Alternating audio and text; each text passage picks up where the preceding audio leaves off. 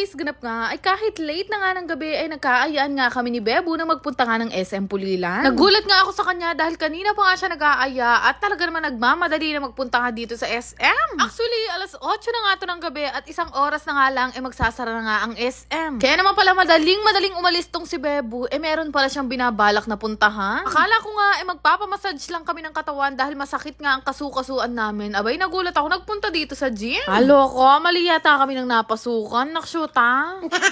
Desidido na daw talaga siya this time. Kaya naman kahit wala pa kaming coach, nagpa-member na nga kami. Ito na nga bang sinasabi ko, parang ma-achieve ko na ngayon ang 45 kilos na pangarap ko.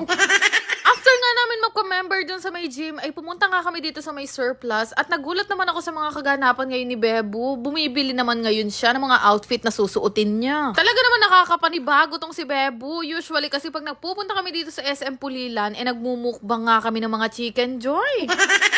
At kabira, nagbago ang ihip ng hangin. Yan ba ang epekto sa'yo ng breakup ng Kanyel? Naksyota? Abay, tinanong ko pa nga siya ng paulit-ulit kung ilang beses ba siyang magji-gym sa isang linggo. Pambihira, lahat yata ng kulay ng short at t-shirt binili niya. Talaga yatang magpapamacho na si Bebo. Siyempre naman, hindi ko siya pwedeng hayaang siya lang ang mag-isang mag-gym. Uso pa naman ng breakup ngayon. Kaya naman kahit wala akong katalent-talent at kahilig-hilig magbubuhat ng mga bakal, bumili na rin ako ng outfit ko kahit mag-zumba lang ako sa gilid.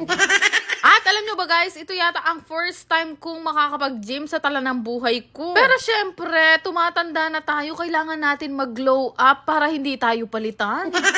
Nakapamili na nga ako ng mga outfit na susuotin ko sa gym at syempre sa mga pansumba ko. At guys, hindi ko na nga nabilang kung ilang t-shirt ang pinagbibili ni Bebo. Ang mahirap nito, hindi niya tumagamit.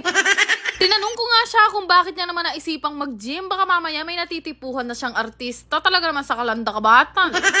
Ang sagot niya naman sa akin, para daw pag kinasal kami, fit na fit siya at maganda daw ang katawan niya. Di mo kaya. Ngayon niya pa talaga naisip magpakasal. Ang Katniel nga, 11 years. Naghiwalay pa, may kisabi ka, Polti ka. Nagpunta nga kami saglit dito sa Watsons dahil may mga dadaanan at bibilhin nga kami pareho. Alam niyo ba guys, tuwing napupunta ako dito sa Watsons, bumibili ko ng mga sukulay, hindi ko alam kung saan napupunta. Nakshuta. May binili nga rin dito si Bebo at nakalimutan ko nga kung anong tawag. Pero ang sabi niya nga sa akin, pampalaki daw yun ng muscle, ay ba?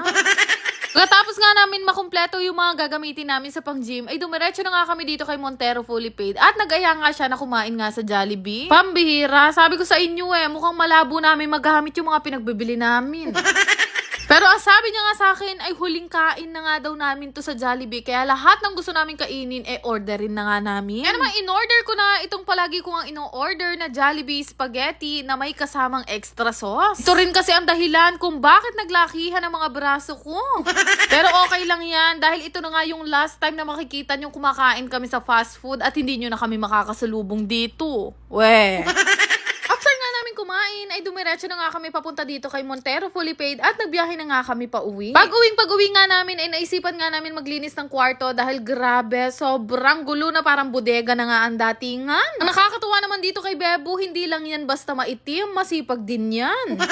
Tapos syempre, pinaglulupi ko na rin yung mga pinamili ko nga mga damit kanina. Actually, nung mga time nga na to, matutulog na nga sana kami. Pero naalala ko na bukas nga pala, mag-a-apply na nga kami ng visa papunta nga ng Japan. Kaya naman bago kami matulog, napagdesisyonan nga muna naming ayusin at kumpletuhin lahat ng mga requirements namin. Kung okay na nga lahat, ay inayos ko na nga rin tong mga envelope at ayoko nga na makalat-kalat dito at pinagbabalik ko na nga yung mga hindi kakailanganin. After nga nun, ay sinilip ko nga muna tong ref at tiningnan ko nga kung may natirang pang pagkain si Penelope. Diyos ko, si Pine, wala nang ibang ginawa kundi kumain. Baka sa susunod na araw, isama ko na rin siya sa gym. Nakshuta.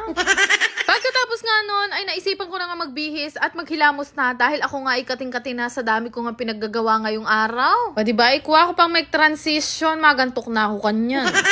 At syempre, bago matapos to, kailangan natin magpa-fresh nang hindi tayo palitan. Nakshuta.